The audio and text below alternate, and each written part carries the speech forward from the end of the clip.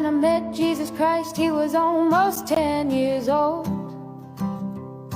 And he was helping his mother push a trolley full of all they owned. And because they couldn't find an inn they could get in, they were heading to the city and leaving Bethlehem. Couldn't you perform a miracle? I'm out of them, he said. I tried turning nothing into warmth, but it just made my mother cry. It just made my mother cry. Mary Magdalene has become a man, and tonight he's old, and she has been riding my tram. Now it's late and she's trying to sleep beneath a poster for a bank. Your dreams are important to us as it bathes her face in gold. Come give us your natural gifts, we make wealth from toil. Come pretend for history's page that we're advancing Australia fair. Let's pretend that we're all advancing Australia fair.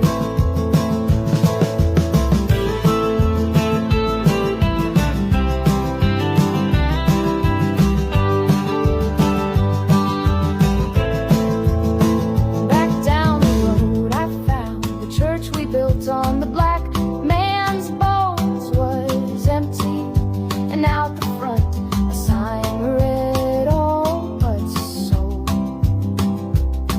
A sign read all but sold. And we all owe so much money, but to whom we're not quite sure. So head down, we just keep running along our fading golden shores. So head down, we just keep running along our fading golden shores. Come give us your natural gifts, we make wealth from toil.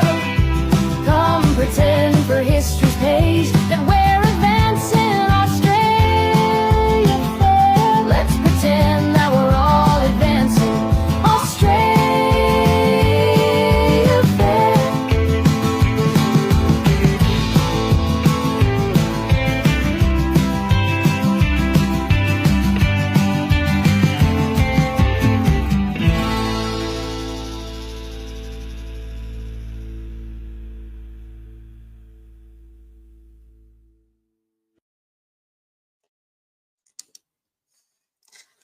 Well, hello. Tonight it's a special treat. We have the one and only, the man, the doctor, the legend, one of the most trusted persons in Australia, several years running, here with us tonight on Cafe Lockdown. Cafe Lockdown, the free speech platform. As you know, we have a 3,649-day ban on Facebook. But you will find us on X, you will find us on Rumble, and you'll find our interviews, well, everywhere else. Well, without too much ado, let's get Charlie on. Hello. Oh, there you go. That was a lovely introduction. Thank you, Paul. Oh, it's such a pleasure, Charlie. A little bit about me. So I'm an Australian-born doctor like yourself. I grew up in the eastern suburbs. I went to Waverley College. You went to Scots. I don't hold that against you. I trained at Royal Prince Alfred. I went to Sydney University and then was a student there. And then before I became a registrar there, I actually spent time at Prince of Wales and Prince Henry as an intern and a resident. And so these were all part of my formative years. And and words of whispers of the legend of Charlie Teo had already was already permeating back then, and it was it was a different time, wasn't it? It was a different time. I remember as a resident, I got my first job in as an anaesthetic, resident, and the job of the anaesthetic resident was the most lowly job in the operating theatre. And I remember one time I was called in, and your job was basically to get the coffee and keep we didn't have the computers back then doing the printers, so your job was to just document the blood pressure, pulse rate, and the chart. And I remember there was one case I was called into in after hours, and it was a pediatric neurosurgical case. So there's a little toddler. I think maybe it was a shunt or something cranial, and Marianne Vono had come in, and we breathed this little kid down and put in the tube. And then, as you know, the next order of business was to get intravenous access. You couldn't start the surgery without intravenous access. And I remember I had two very senior specialists, the head of intensive care at the time, and another senior specialist. And this baby didn't have veins. They must have spent nearly an hour trying to find intravenous access. I lost count, at least 20 goes each. And at some point, Marianne, they said, go and get scrubbed. You're going to have to do a cut down first before we start the surgery. And I turned to them timidly, and I'd seen this tiny streak, almost like a capillary of blue on the wrist, tiniest blue capillary. And I said, "You mind if I have a go?" And I went pop straight in the first go. And it was like, by then I was so nervous about securing it. They said, "Paul, you've done, that's fine. Go have a coffee," And Marianne didn't have to do the cut down. But that was my first inkling that maybe anesthetics is, maybe I've got some skill in this. And I did a term as a neurosurgical resident at Prince Henry, and back in those days, and I found it fascinating. It's the most fascinating specialty, but I realized that you do, the brain doesn't recover that easily. It is a, it is a brutal space, because there are bad outcomes. But I did think it was I thought it was amazing, And then I got on the scheme after a few years of, hard slog trying and doing my time in the backwater, and got on at Prince Alfred, and they loved me because I'd already had so much experience. I was running the hospital after night, and I remember the neurosurgical anaesthetists were it was brilliant, and watching the neurosurgery and just the hours and hours of sustained concentration that was required. I developed a real respect, but I never really got those gigs in neurosurgical. I tended to be a generalist, and I always wanted to learn. I was always trying to make improvements. I was very focused on safety, because, as you know, I saw in an interview you were saying that in neurosurgery you make a mistake, the patient's dead. Same with anesthesia. You can kill someone in 3 minutes when anesthetics go wrong. So it was all, for me. It was all about safety. I heard that Johnny Larter mentioned about aviation, and I was like that. I was trying to introduce crew resource management and and simulation-based training for crises, but they weren't interested in the public. There was no encouragement, and they just got in the way. I was interested in difficult airway management, and I was adept-handed fiber optic intubations and all manner of different tricks for securing the airway. In my later years, I got into ultrasound. So, I thought, well, this is like a tricorder. I can actually see what the heart is doing. I can see the organs, I can make better decisions. So that's just a bit of an overview of, the sort of practice that I had. And in my own way, I was passionate about medicine, and God knows I did a lot of years of hard slog to get there, and then to have what happened, to be suspended for some social media posts, was pretty extraordinary. So I feel like in some ways, we're brothers. We've got some parallel history, and I think we're also a bit. Maybe we both got this tendency to speak the truth and be direct. Yeah, I get the same feeling. I mean, when I first met you and I first heard your story, I felt like we were brothers. But the major difference, of course, is that you successfully beat the system and I didn't. And I just feel like you're just a few levels above me in terms of your political nous, your knowledge, your medical legal knowledge, your strategy. Because I think if I'd done it right, I think I'd still be operating in Australia. And if I don't know, it wasn't a lack of courage. It was more a lack of knowledge, and I guess a naivety that I had no idea how Machiavellian the system was, and I had no idea how evil people were. I had no idea. I was so innocent and naive about the media. And Paul, I used to think once that the media always had to tell the truth, and they could, embellish it a little bit and they could twist it a little bit, but inherently, there was always this core of truth behind every media article.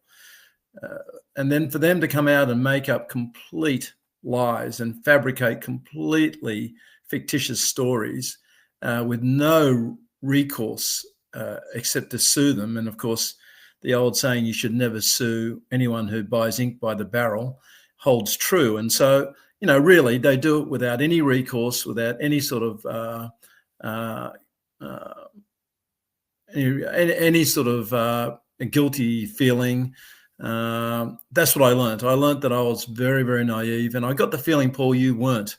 And I got the feeling that you kind of knew how evil they were, and you knew how to attack them. So, I mean, that's the inherent difference. I had the same. I don't think you lost anything. Because you stuck to your guns. You maintained your integrity, and what they did, the smear campaign and stuff, and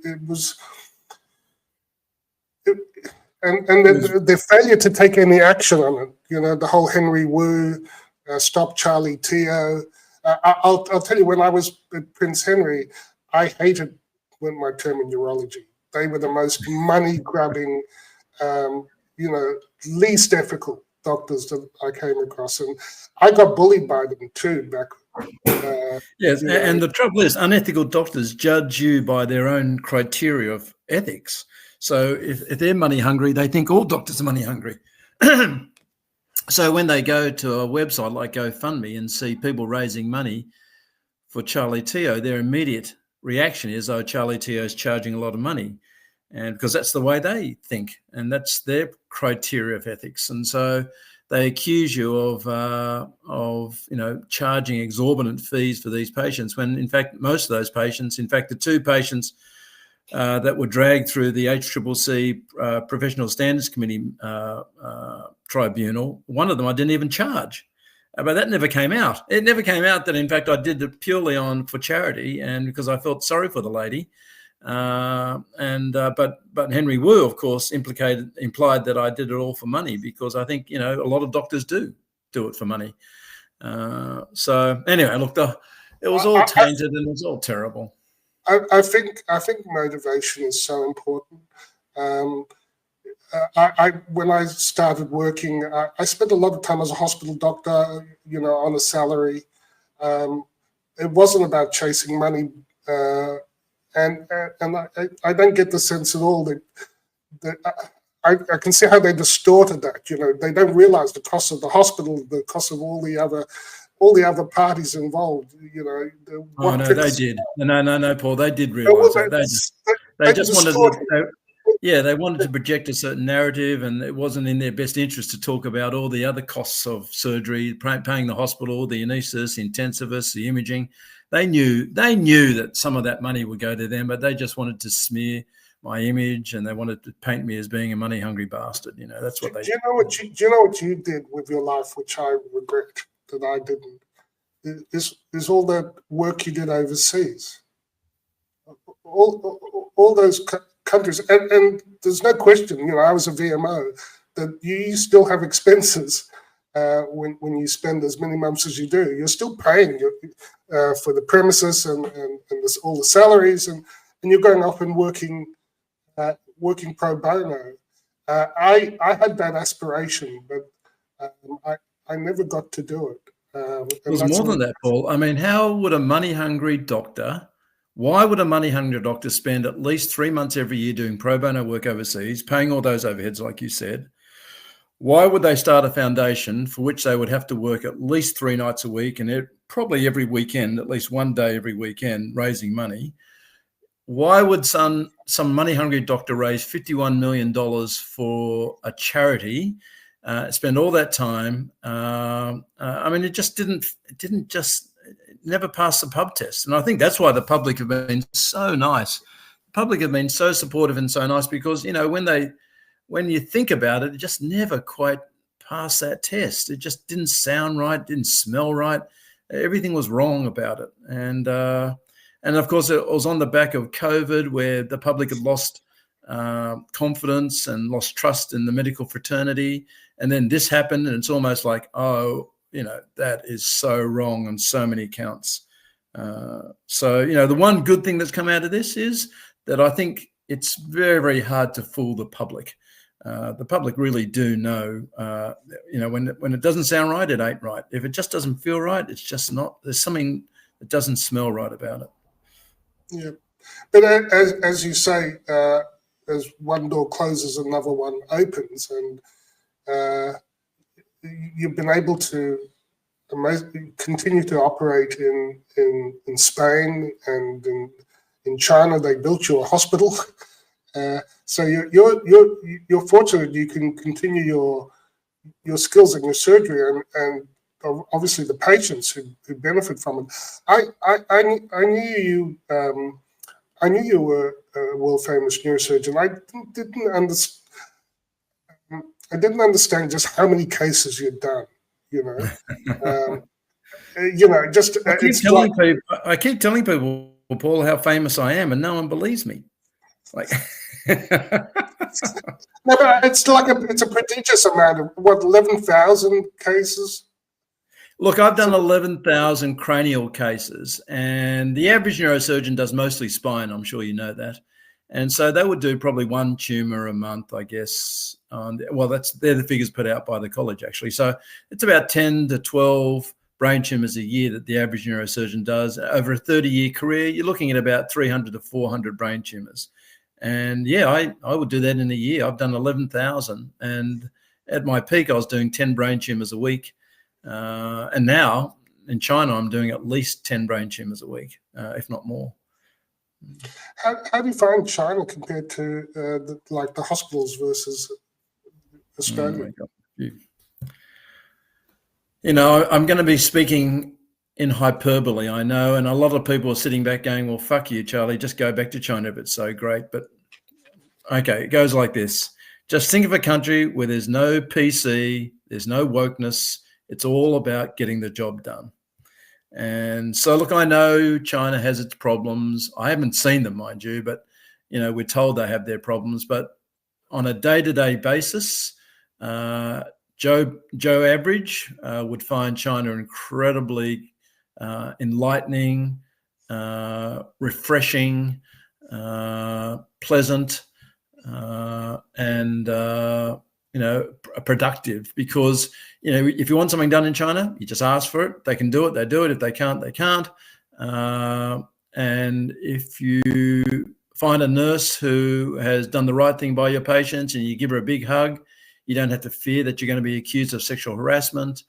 If there's a female neurosurgeon who is, again, helping you and doing the right things, you can buy her a gift and she can accept it without fear of being accused of sexual harassment or unprofessional behaviour. And I mean, just think of the olden days when you and I were lads, where we used to have those, Friday afternoon doctors' parties in the residence quarters, and again, there was no fear of retribution for being a normal, natural person. That's what China's like. It really is amazing. When the media over here asked my chairman over there, well, aren't you concerned that he's had these accusations made about him in Australia, and he's had restrictions placed on his license? And she goes, it's their loss and our gain. And she's been nothing but supportive. She's watched me operate. She's really, really kept a close eye on me and the way I interact with my patients, just to make sure that I do the right thing, and none of those fairy tales from Australia are true. And it's been incredibly refreshing operating in China. I hate to do this, Charlie, but Paul's vanished. So, Paul's vanished. Yeah, I know. Hopefully he can still hear me. Yeah, hopefully he's trying to come on. But we're just listening here. It's fascinating what you're saying, because you're coming across as such a human being. You don't even have doctor next to your name. Well, that's very nice. That's what we're losing here. We're losing. Well, it is. It's sad. I mean, it's sad what's happened, and it's sad what happened to Paul. It's sad what's happening to me. It's like, he was very kind to say, at least I'm still operating worldwide and saving lives, doing what I do best. But there is not a single day that I don't get, not melancholic, but I don't get upset, a little bit angry that I can't do what I'm doing for Australians. I mean, after all, I'm an Australian. I love Australia. I love the people. I love the support they've given me, and I would love to save lives in Australia. And why can't I do that? Well, you've given everything to us, and here we are, because you won't play ball. Suddenly they kick you out, and this is happening across the country to lots of different people. But how did it happen, Charlie? In your tenure, did you see it happening, or did you just suddenly wake up one day and realize, hey, we've lost so much? No, you see, that's the good thing about this. They're saying that no one likes bad news, but everyone hates a surprise. Thank goodness it wasn't a surprise. From the minute I came back from America, I had the medical fraternity against me. I had colleagues against me. I had them making up stories, and I virtually retained a lawyer from the minute I came back. So for the last 20 years, I've had a lawyer sort of writing letters and keeping the wolves at bay. And then about 9 years ago, a journalist in a very small newspaper printed a 4-page article on Charlie Teo and how terrible I was. And he claimed in that article that he'd interviewed about 6 neurosurgeons, and they all said the same things. And then he asked one of the neurosurgeons, well, why don't you get together and destroy him? And the neurosurgeon said, who wants to be seen as the person who kills Bambi? Okay, so that was the light that went on, because once that was written, it became very clear that you can't destroy someone who's doing nothing wrong. So what you've got to do is turn Bambi into a wolf, or you've got to turn Bambi into someone who isn't lauded by the public and isn't doing good things. So, from that minute on, you could see what they were thinking with their strategizing. They had to bring on media. They had to sort of tell this story about Charlie Teo. You can't tell a story about being a bad surgeon because there's too many good cases out there. So they had to bring on this story that Charlie Teo is a wolf. He's not Bambi at all. He's a terrible person. And so that's where the media was incredibly strategic and incredibly powerful in turning the narrative against me. So, it wasn't difficult. It was just after the hashtag Me Too. So, the journalists wrote in the newspaper that I kissed a nurse in the operating room and she felt uncomfortable. And so she didn't have to verify that. She just said it's alleged he kissed this nurse, and that was enough to sort of, make the public think, oh, shit, maybe he's not such a nice guy. Maybe he is a bit of a sexual predator. And then she came up with a story about how I was wearing nothing but Y fronts at one of my daughter's birthday parties. And the wording of the article was such that the birthday party was a daughter's birthday party. So I think people thought, a young kid's birthday party, maybe 9 years old or 10 years old. And, it's so inappropriate that he walks into the birthday party wearing a pair of Y fronts. Well, I've never owned a pair of Y fronts for a starter. And but she got the story because apparently one of my daughter's friends posted something on Instagram or Facebook of me at my daughter's 19th birthday party, which was a pool party, and I was wearing my Speedos. And so, it's like that's all she had to do was just sort of word it so that it seemed like I might have been a little bit of a creepy sort of guy. Yeah. And then Henry Wu comes along, and Henry Wu, I don't know what his beef is against me, but Henry Wu starts a website called Stop Charlie Teo. Now, you think that would be ethically and morally wrong to do that against a fellow surgeon, but he was a counsellor of the College of Surgeons at the time. He had no repercussions by doing it. In fact, if you looked at the followers on that website, Kate McClymont was one of them. The president of the College of Surgeons was another one. So, he had all these people following him on this website, and all he had to do was, again, allege that Charlie Teo is doing it for the money. So he said, there's 103 GoFundMe pages, asking for $100,000. This guy's charging $100,000 for an operation. Well, I know he must know that $100,000 for an operation is, covers everything, and that my portion of that was a very small portion. But again, all he had to do was, yell from the top of the mountain a few times that this guy's charging $100,000, and someone like Kate McClymont was going to pick up on it. Then he said that I was non-academic and I didn't publish my results. Well, again, all it would have taken is to do a PubMed search, and he would have seen that I've actually got an H-index of 38, which is the highest H-index of any neurosurgeon in Australia. And I've got 178 peer-reviewed journal articles. I've got 2 books. So to say I'm non-academic is exactly diametrically opposite to the truth, which is that I'm the most academic neurosurgeon in Australia. And then he went on and said all these other things. So we wrote a complaint to the College of Surgeons, to APRA, to HCCC. This guy is, morally reprehensible what he's doing. It's wrong. It would have taken one phone call to realize that he was telling untruths. And they, what they did? They wrote back to me and said, we've dismissed this case. We thought it was so unworthy of attention that we didn't even write to Henry Wu. It was summarily dismissed. And yet they've written to me. I mean, Paul knows now. In the last week, they've written to me saying that we need you to explain why you said that the COVID vaccine was dangerous. And in one of your podcasts, you said that the risk of the vaccine was greater in children than the actual having the disease. And we need an explanation. Well, fuck you. You didn't ask for Henry Wu for an explanation when he actually published untruths and generated a website.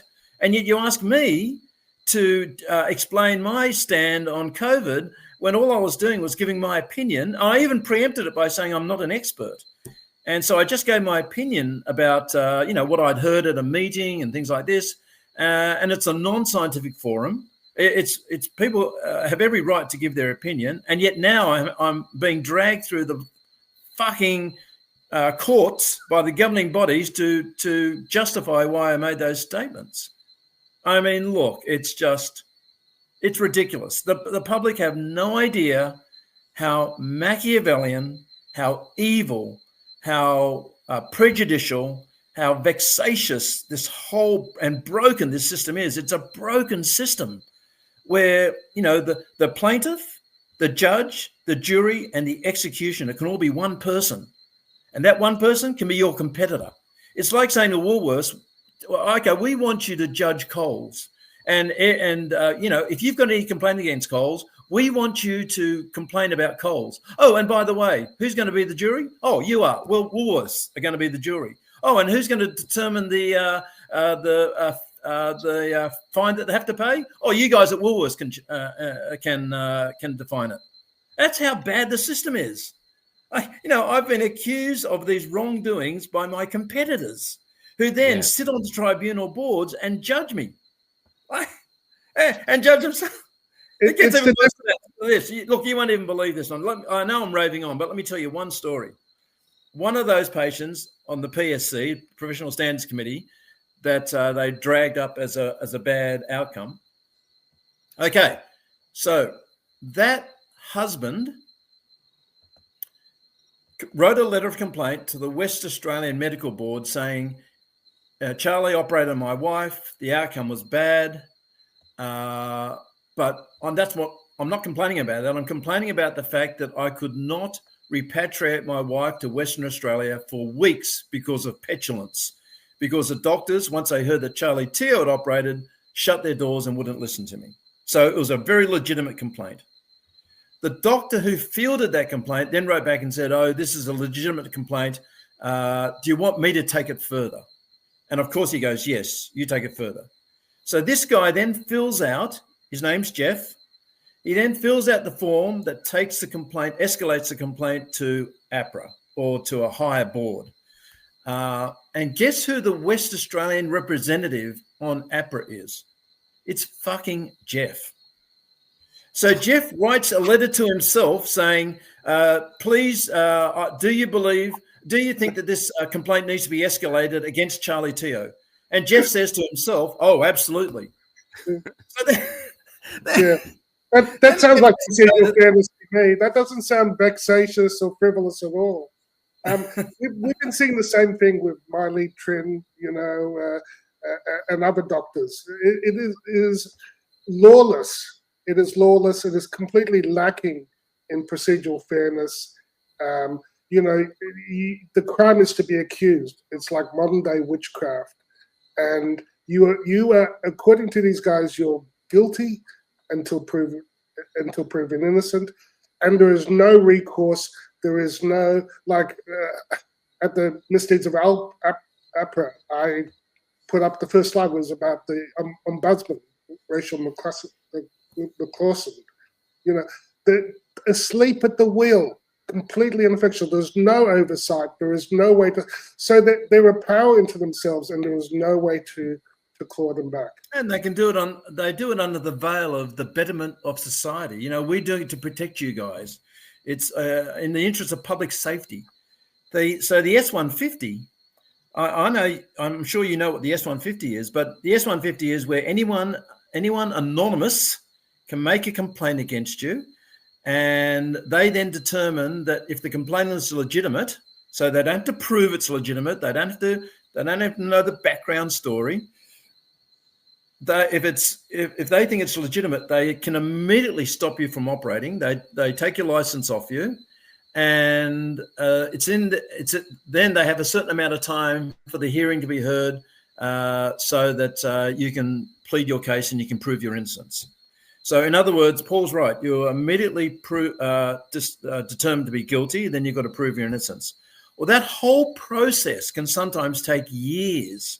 So at the end, they find them, you did nothing wrong. But it's 8 years of loss of income, loss of reputation, breakdown of family, mental health problems. And most people commit suicide. If they don't commit suicide, they leave medicine, or they stop doing what they do best, or they become jilted and they become it's terrible. And who's suffering at the end of the day?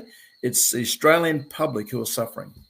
We've been following the stories of several doctors going through that. Dr. Borchos, who early on in COVID started offering exemptions, 3-month exemptions for people to get more research done on the vaccine, which was actually legal. He's been suspended ever since. Dr. Miley Trin, who their expert witness against her declared on the stand that Dr. Miley Trin actually saved this woman's life by giving her ivermectin, and yet that's their witness. Michael, you can stand there all night and tell stories. There's not just them. What I'm saying is, I can list wonder, at least 10 neurosurgeons who are no longer operating or have killed themselves because of vexatious complaints, sham peer review. I can tell you about a surgeon who they wanted to get rid of him because he was too good and he was making them look bad. And so they had to come up with all these complications. Well, guess what? I reviewed those cases. Of the 12 complications they came up with, 6 of them belonged to the surgeon who was making complaints. So he had to make up complications, so he stuck his own patients in there. Jeez. Again, you'd never believe it. You just would never believe what can happen. Do you think, though, that they stretch out these processes, make it public, not so much to attack you, but they are attacking you, but to control the rest of the other doctors? Look what we're doing to Charlie. He's a superstar. If we can do this to him, you don't stand a chance. So just shut up and do what you're told. Well, look, I don't know whether it was intentional or not, but you're absolutely right. It's had that effect. So the saddest thing about what's happened to me is not what's happened to me, because Paul's right. At least I can practice my trade in another country. The saddest thing that's happened to me is that I have seen on a daily basis patients who are not getting the care that they deserve because doctors are not willing to take any sort of risk now, because they say to themselves, fuck, if they can destroy Charlie Teo for simply giving a contrary second opinion, if they can destroy him for that, then they can destroy anyone. So we will not take that tumor out. We'll biopsy it. We get exactly the same money by biopsying it. So we'll biopsy it and we'll let the patient die prematurely, or we'll let the patient, get deficits. But we are not going to put ourselves at risk, because we know what happens when you do that. And remember, at the end of the day, what was I found guilty of? I was found guilty of 2 things: giving contrary second opinions and being overly optimistic in my consent. That's all they got me for. They didn't get me for anything else. That's insane. They didn't get me for technical, making bad decisions. They conceded that I'm a good surgeon. Even Kate McClymont has been heard in an interview saying he's a talented surgeon. So they could not get me for my surgical skills or my patient care. They got me for being overly optimistic and giving a second opinion that was contrary to an MDT from Melbourne, where a multidisciplinary team said that it was inoperable. They wanted me to say it was inoperable as well. And Charlie, was your opinion over optimistic? No, absolutely not. Absolutely not. I am well known amongst my colleagues. So if you ask any of my colleagues overseas, what's Charlie Teo's, what's he really like? And the one thing they'll tell you, and many of my fellows from overseas have said, we learnt good neurosurgery, Charlie, but the thing we learnt most was how to talk to patients and consent patients. My whole narrative was, you've got to gloom patients. It's called glooming them. You've got to make sure they're fully aware of the repercussions if things go bad. You've got to make sure they understand these are the complications. You've got to make sure that you make no promises to them at all. And so, no, my consent process is absolutely honest to the T. It's absolutely well informed. It's comprehensive. The only error I made was that I don't record it. So basically, at the end of the day, remember, no patients have complained about me. Those 2 people, those 2 cases, their relatives complained about me. Those relatives weren't in the consent process. They weren't in the room. So, so now I know. And what I've done since the tribunal is I record all the interviews, so they can't accuse me of being flippant or being too optimistic about the consent process. And that's, informed consent is something close to my heart, Charlie. I did the Lighthouse Declaration, and one of the 4 key points is informed consent. And I often summarize that as, you must tell the truth. What's happening is we've now got a profession that doesn't tell the truth to patients. Ever since the APRA gag order of 2021, where the whole profession was told, no, you can only tell half the story. You can talk about benefits, but you can't talk about risks. We had a systemic problem with informed consent, and To me, that was a massive tragedy, because I knew that if you take away truth and informed consent, you've undermined the ethics of the whole profession. Oh, 100%. And It's for still- a governing body, for some person outside of that process to come in and judge you on your informed consent when it's so contextual, when it's so complex, when it's so personal, is so wrong. I mean, how can someone judge the way you've informed the patient when your job is to maintain hope, your job is to be to be respectful of their autonomy, your job is to treat every person as an individual. So some people's first language might not be English, some people's intellectual level may be not the same as others, some people's social network may not be as supportive of others. So you're putting all this information into your brain when you are consenting someone. So, for example, if you're going to operate near someone's speech area, for example, and they're a DJ or a shock jock on the radio, of course that's going to be more important in your consent process than someone who works on a factory line who actually doesn't speak at all to maintain his vocation. So all these little things go into how you inform someone of an operation, and what you accentuate and what you underscore and what you sort of concentrate on when you do a consent.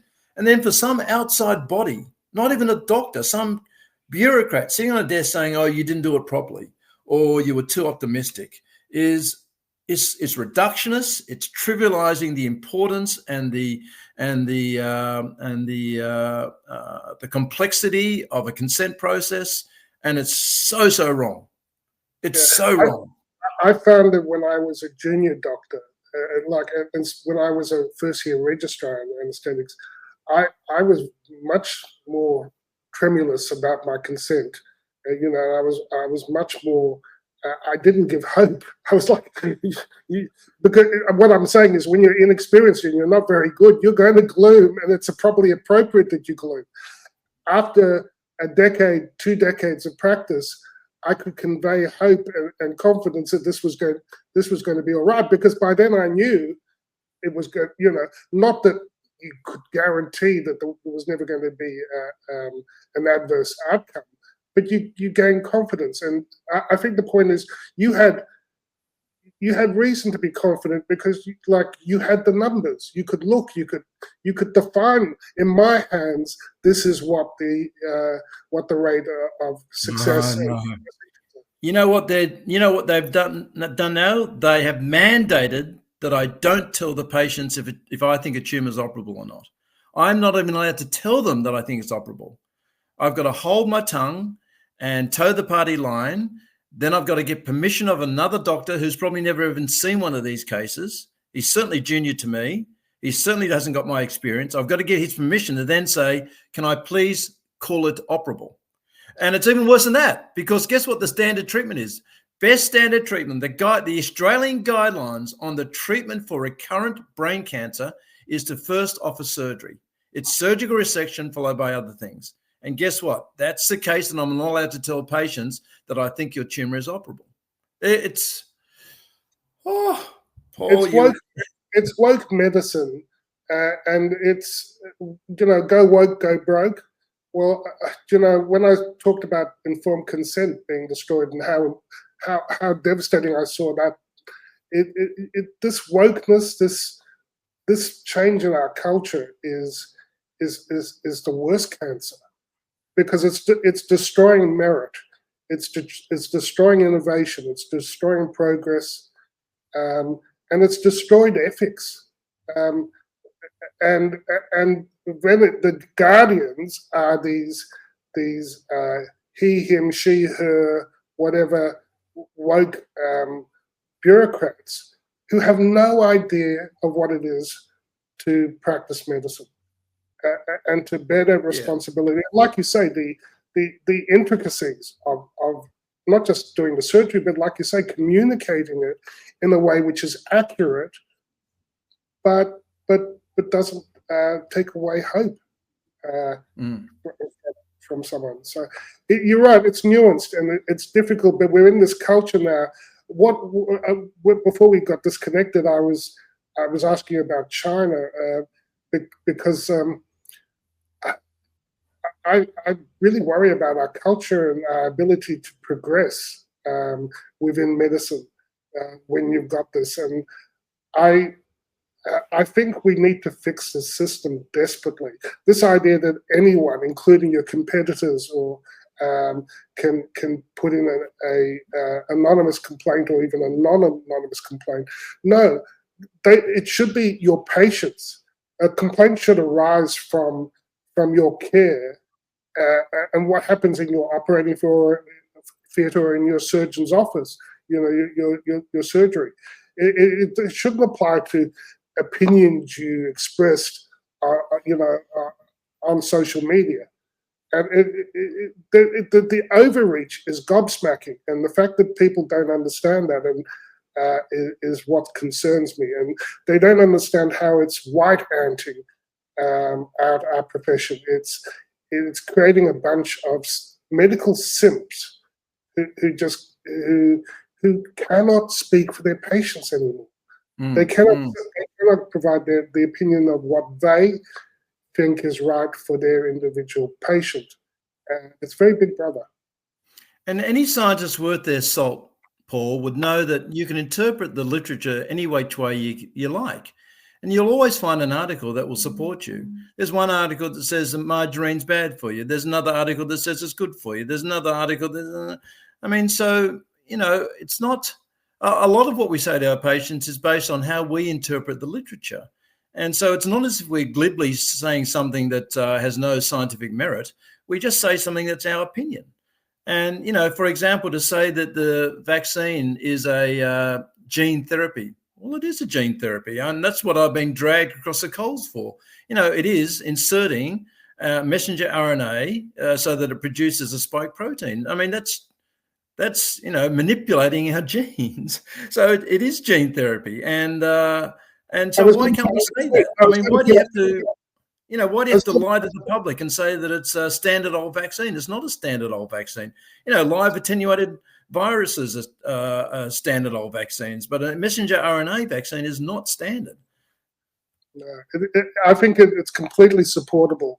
And I was just saying that Senator Kennedy, his deputy, I think it's Jim O'Neill, did a tweet talking about gene-altering shots. These kinds of things. That's the Deputy Secretary of the HHS. There are papers that, and so much. If you wanted to litigate this, I think there is a lot of literature coming even from the manufacturers themselves that support those claims. But it's not about. These are attacks on free speech. They are clearly. Want to hide the truth of what's happened in the last few years, and that's very sinister. It's very sinister. Yeah, and I mean, really, it's the same thing that's happened to me too. It's basically gagging someone who was very, very honest to his patients, whose results were good, and so they're saying to me now, hang on. You told that patient the risk of surgery was only 5% of death or bad outcome. And yet this patient had a bad outcome, and our expert witnesses from Melbourne, who, by the way, have never done a brainstem glioma, but still in their hands, they said that the results, I should have considered the patient by saying there was a 70% chance of a bad outcome or or death. And so if you dissect that statement, yes, in their hands, it would have been 70% because they've never done a brainstem glioma before. But, Your Honour, can we please submit that Dr. Teo has the largest published series in the world of brainstem gliomas, and in that series, he published that his bad death outcome rate was 6%. Isn't it therefore fair that he tells a patient that his bad outcome death rate is 6%? No. You can't do that. You've got to tell them that the risk of surgery is 70%. Even if it's crazy. It's crazy. Over the years when friends and family and even other colleagues asked me for advice, it happened to me. My mum had an aortic aneurysm some years ago, and it was the most scary thing. And I thought, there's a 5% mortality plus. You're replacing a bit of the aortic arch. And the first thing I did, I was very fortunate because I called the cardiothoracic pavilion. I got through to one of the anesthetists. I said, so who does a lot of this surgery? You know, oh, we're doing one now. We do 3 a day. There's Hughes. He was still operating back then. He was like, yeah, we do these all the time, and we get good results. I went, okay, that's good enough. I'll send it to Prince Alfred. At least you don't go to somewhere where they do one. They've never done one, or they do one a year. You go. If you're sensible, you will seek out the team that does it all the time and gets the best results. And that was the case with you. You did if you needed a brainstem glioma removed, you'd be silly to go, not to seek out someone who does it all the time and gets the best results. And the idea that they think it's okay to take that away as a choice from the public is frankly really rotten. And if you speak to most human rights lawyers, they'll say that the process is broken and it's dysfunctional. And I know that there's been 2 Senate inquiries and 1 Royal Commission, and all 3 forums found the system was broken. That it's nepotism, it's job for the boys, it's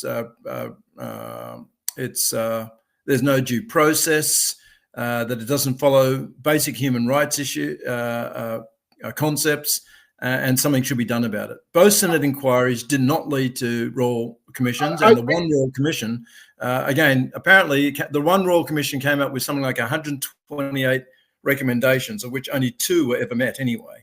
So what do you do about it? I saw one of the comments and one of the questions from one of your listeners is, how do we find an ethical doctor? How do we find a doctor that's going to tell the truth? How do we fix the system? Well, Paul, the worst thing about this whole forum and the way I'm jilted now is that I don't know it can be fixed. I don't know how to fix it. And how do you tell that person, how do you find someone who's going to tell the truth? Everyone is so gagged and so sort of worried and about persecution, about punitive damages, and about legal ramifications and being sued. And oh my gosh, just so they're just beating us into submission.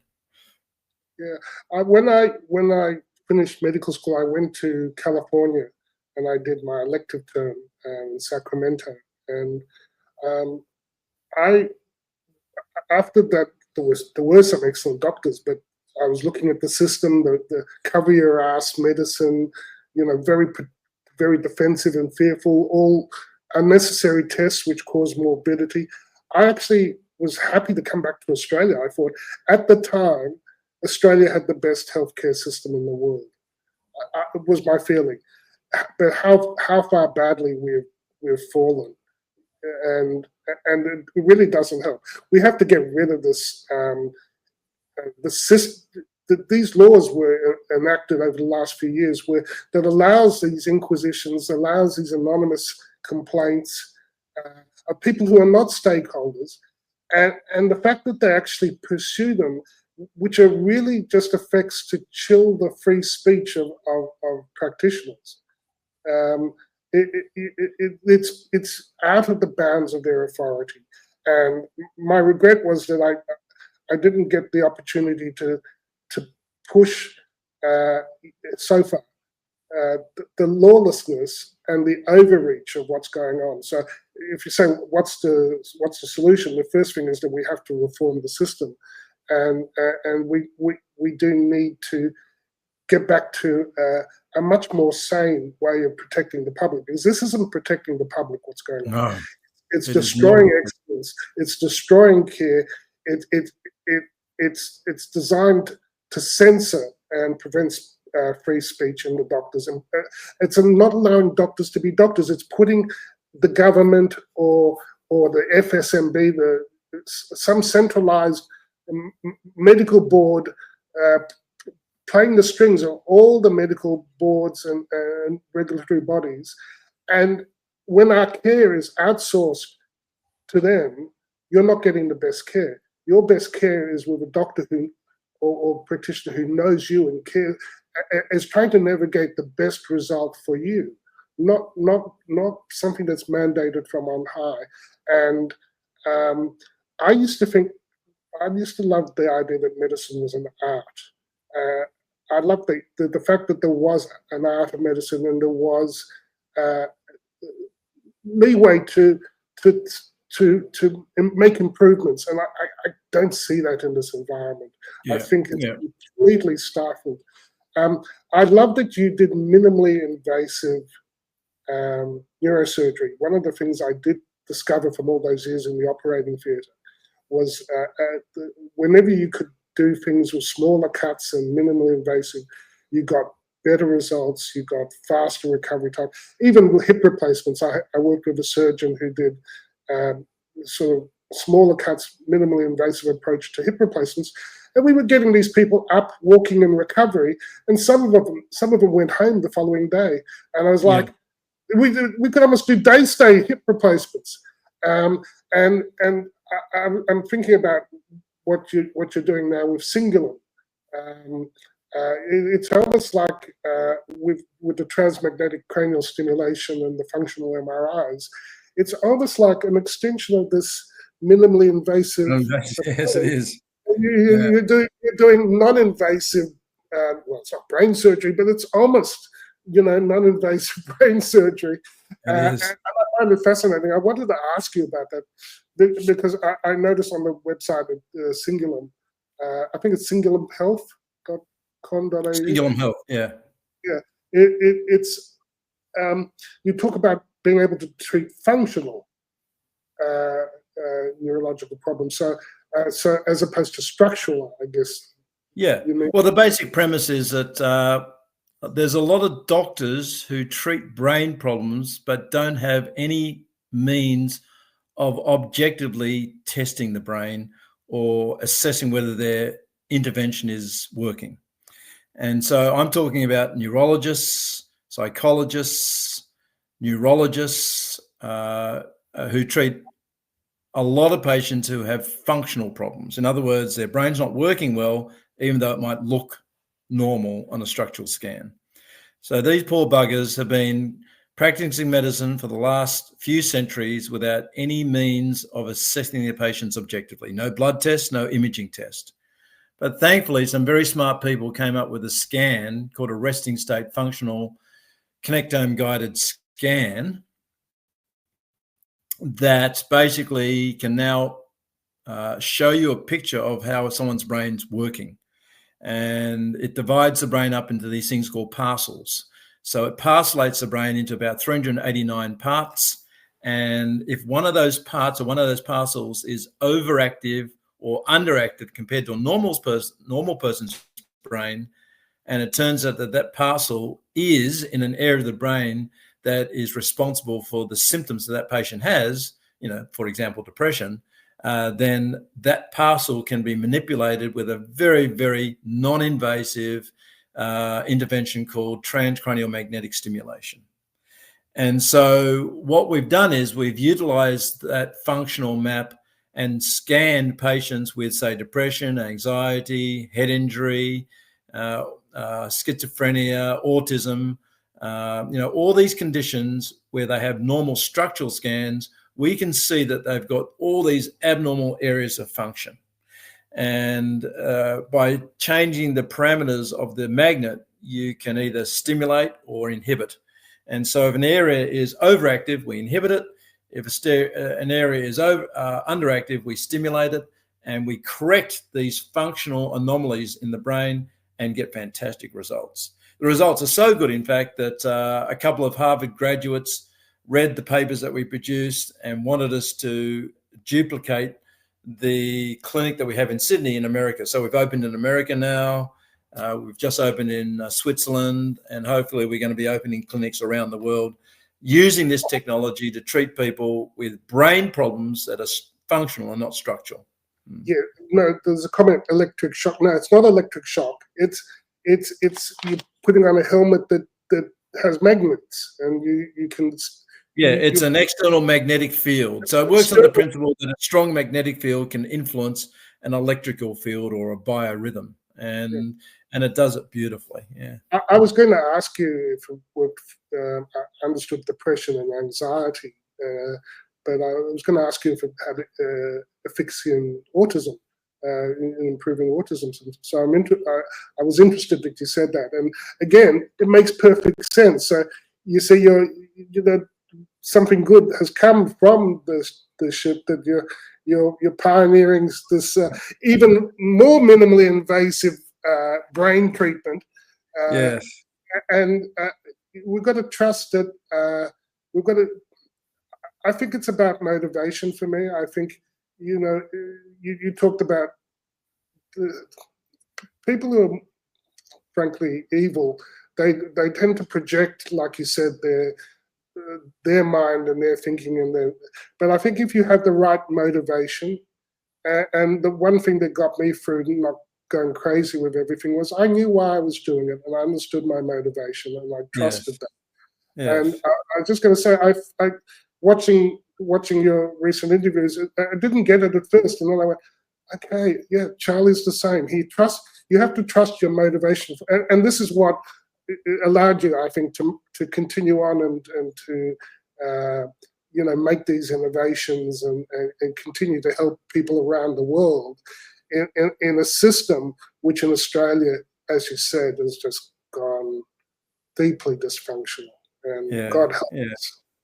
Yeah, but you're absolutely right. On a more big picture frame, I mean, look, when one door closes, another opens, and the old saying that it'll all make sense one day, and what will be will be.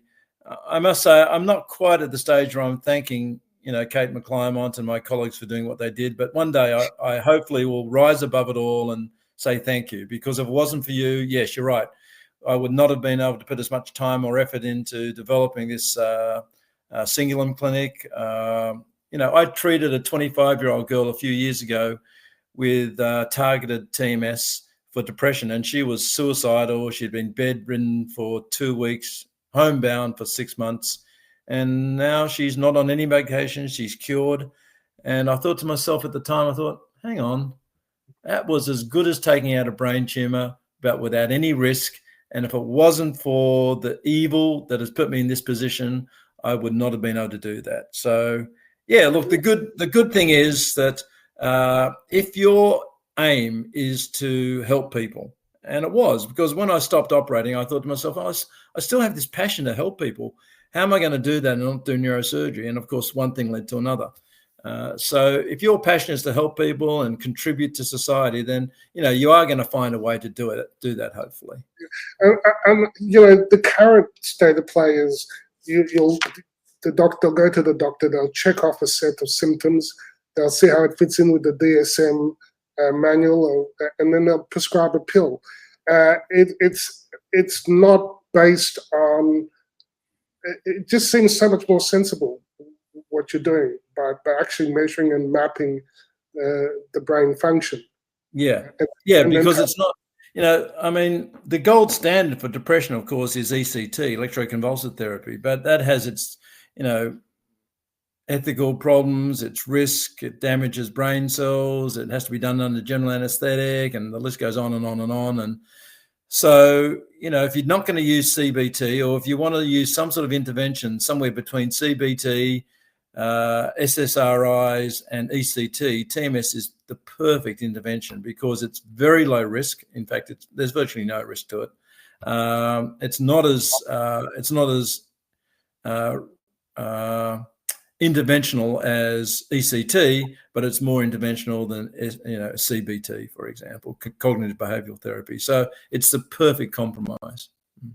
And you've got a foundation researching brain cancer. Yeah, look, they tried to destroy that too. A lot of people were called up, including the CEO of the foundation, by this terrible journalist. to try and find dirt on the foundation. Thank God the CEO of the foundation was a lawyer, so it was squeaky clean. All the I's were dotted, T's were crossed, and they couldn't find one thing that we did wrong. And so the foundation has survived, but sadly, again, because of our wokeness and our PC, a couple of our corporate sponsors that were donating a lot of money, like almost $1 million a year, pulled out because of all the negative media. But other really good people, a lot of high net worth friends of mine have stayed true to me and loyal to me, and the foundation is still going strong. It's called the Charlie Teo Foundation. I'm really proud of it. We are very transparent with the money that we raise and the money that we spend. Our P&Ls are published every quarter with no spin to it. Our overheads are kept well below 20%, which is world's best. We try and find out-of-the-box disruptive thinkers, because it turns out historically that many of the advances in cancer research have been made by not the big universities, but by these, very, very smart but poorly funded disruptive thinkers. And so we've made it our job to go around and try and find those people to try and find a cure for brain cancer. So yeah, look, I'm proud of the foundation, Paul. Thanks for bringing it up, and I'm very, very proud of Singulum. I'm wondering if you're angry. I mean, there are times I get. I over the last 3 years, I have got angry. I mean, there's been times I've been rocking in my chair saying Nuremberg, Nuremberg. I really just there are times I've been angry, but predominantly now I don't look to the courts. I don't look to anything. I believe in karma. I believe in cause and effect, and I think that people that are doing harm and doing evil will face the consequences. This is part of why I mentioned motivation. You talk about motivation, and to me, everything starts with motivation. If you've got the right motivation, you've got the opportunity to really make a change. And if you don't, it doesn't matter how clever you are or how good you are or how much money you have. The results, I've discovered, turn to shit.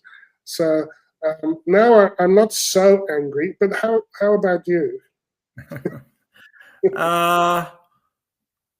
Well, look, in a public forum, I always try and leave a positive message and try not to be angry, because it's a very negative frame of mind. It takes up a lot of energy.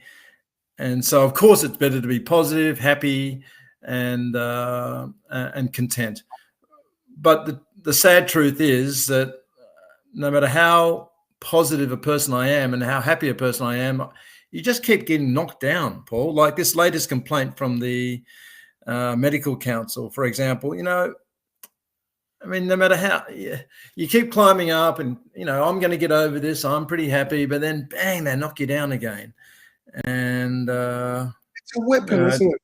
It's a weapon. They say on their letters, oh, look, we're aware that this may cause you distress and you may need to get legal and here's your assistance number if you're distressed. They know that they're using a weapon yes. to enforce compliance yes. with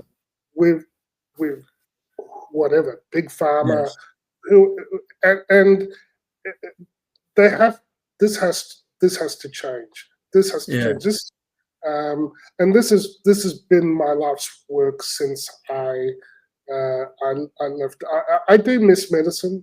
I mean, I see your passion and I rejoice that you're still able to work. Maybe I'll have to go overseas too, but yeah, the systemic problems do. It's great to at least air that. And I do trust that the tide is turning, and that people will see that this insane, woke, vindictive, manipulative, corrupt setup that we have now, its days are numbered. Yeah. Yeah. I don't know. Look, I try and be philosophical. I met a guru when I was in India who I spent a few days with, and he helped me sort of get rid of some of that anger and that melancholia and the rumination of waking up every day and thinking about how unfairly I'd been treated. But the truth be known is that, it's very, very hard. It's very, very hard, and I don't wish it upon anyone. I wish, and all credit to you, because I hate to say it, Paul, but you're fighting a terrible battle. And but good on you, because you've got to maintain. If it wasn't people like you, of course, the system would never change. Because I remember once at an interview, someone said to me, "How would you like to be remembered, or what would you like to do before you die?" And I normally would say, find a cure for brain cancer. But on this occasion, I said, I'd like to change the system so that people like me who actually care and love their patients can continue caring and loving their patients and treating them well. And, this whole broken system where people who all they've got to do is be disruptive thinkers or step outside the box and they're going to be persecuted. I would like to change that. And, but, I'm not changing. I've resigned almost to the fact that they've won. But people like you, I really, really respect, because, you need that positive optimism to see the light at the end of the tunnel, and good on you for seeing that. Charlie, I personally can't see it, Charlie, my dad grew up as a teenager in Nazi-occupied Holland 80 years ago. The last fourth turning cycle of madness that humanity went through. And he and my uncle helped, forge essentials worker documents so that people wouldn't get dragged off the street to the factories in Germany. And they engaged in acts like, putting up posters of general strikes and stuff that would get you shot if you're found. These were not trivial things. So I sort of feel like I've got it hardwired into me that one of my jobs is to fight tyranny. I feel like it's in your genes. It's in your DNA. I was born to fight tyranny, and I see tyranny most vile. And look, I'm sure my dad, when he was a teenager and he could have got shot a number of times, but both he and my uncle, they survived and they were very lucky. But they never regretted that. I think that's my new job. Professional stir, and that's my new job, to fight tyranny, and actually do it with great joy. I do it with great joy, and just like my dad as a teenager would have thought, this is over. The Nazis are they're going to be here forever. They're going to be in control forever. No, it did end, and I have the same faith that it will end. And in the meantime, we'll continue to shit stir and reveal with love, reveal the truth. Yep. Good on you, Paul. You're a good man. You're very kind to me, very, very kind. It's very humbling, Charlie, because you're a great man, and hats off to you. And thank you for coming on the show tonight. Is there anything else we should touch on? No, you've been lovely. Great questions. And I'm sorry I got carried away there. I do get a bit carried away a little bit, and the anger comes out, and I shouldn't. But it is what it is. I didn't realize you were a black belt in karate. Yeah. No. I worked as a bouncer all through university. I actually earned more money as a bouncer than I did as a young doctor. Yeah, because my first year as a resident at Concord Hospital was $11,000 a year. That was my salary. And I was earning, way above that in cash as a bouncer at Centrepoint Tower. Yeah. And you still got the guns on you, so you can. No, I still keep fit. I mean, I think it's my responsibility to my patients. A lot of my operations are long, arduous, physically taxing operations, and it's in their best interest that I'm fit, and so I don't rush to surgery. And so, I keep very fit. Yeah. Impressive, Charlie. Well, thank you for my brush with fame and Infame. Your brush with infamy. well, I like, when I do my public talks, I say, Dr. Paul Oosterhuis, I'm a deplorable anti-vax cooker. I wear it with pride. I don't escape it, and I embrace it. And I say my pronouns are I told you so. And, and I tell you, look, we didn't get a chance to do this, but one of my big things was early treatment. Talking about early treatment. So I'll bless you in the name of the holy horse paste, the hydroxy, the vitamin D, the zinc, the quercetin, and the mysterious melatonin. God bless you. I would like to say that it's my last statement. Let me say this, that I used to be one of those doctors. I don't want you to think that I'm standing on a pedestal saying that I've never, ever been a sheep. I would toe the party line. I strongly believe in vaccines. I thought that everyone was obeying the Hippocratic Oath. I used to be one of those doctors. Now that my eyes have been opened and I've started going to meetings like ACNAM, where I see all these integrative doctors who are truly doing things for the best interests of their patients, I realized that my education was incredibly blinkered. And now my eyes are being opened by, enlightened doctors, good doctors, brave doctors who have actually fought the system and realized that, what we learned at medical school was just the tip of the iceberg. So that's my last statement. My last statement is that you've got to find one of those integrative GPs because they're enlightened, they're brave, and they will do the right thing by you. Yeah, we've had Professor Ian Bright-Hope on the show many times. Oh my God, what an amazing man. Professor Robin Cosford and my God, they're all amazing. Our community is aware of them, and we have to do more. You're right; they're just fantastic. We've got Sally Price in Western Australia. I met her. She's one of the Lighthouse.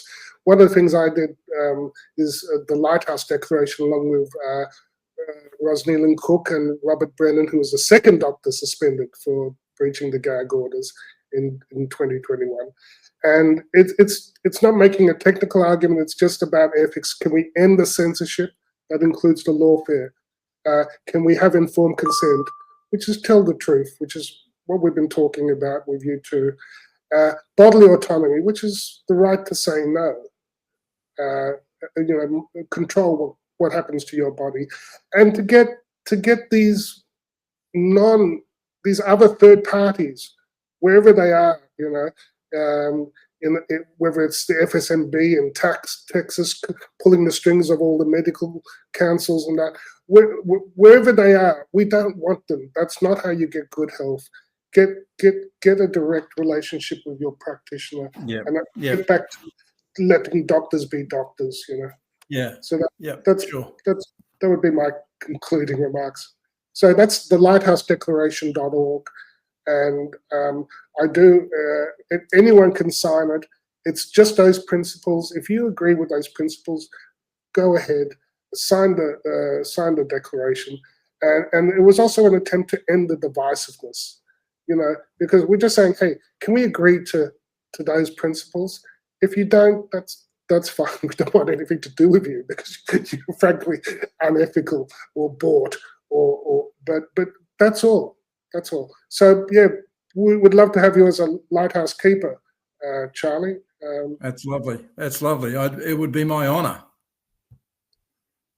Then I've done my job. Okay, Paul. Lovely. Thank you very much. All right. I think we've got some song. When I met Jesus Christ, he was almost 10 years old. And he was helping his mother push a trolley full of all they owned. And because they couldn't find an inn they could get in, they were heading to the city and leaving Bethlehem. Couldn't you perform a miracle? I'm out of them, he said. I like turning nothing into warmth, but it just made my mother cry. It just made my mother cry. Mary Magdalene has become a man, and tonight he's old, and she has been riding my tram. Now it's late and she's trying to sleep beneath a poster for a bank. Your dreams are important to us as it bathes her face in gold. Come give us your natural gifts. We make wealth from toil. Come pretend for history's page that we're advancing Australia fair. Let's pretend that we're all advancing Australia fair.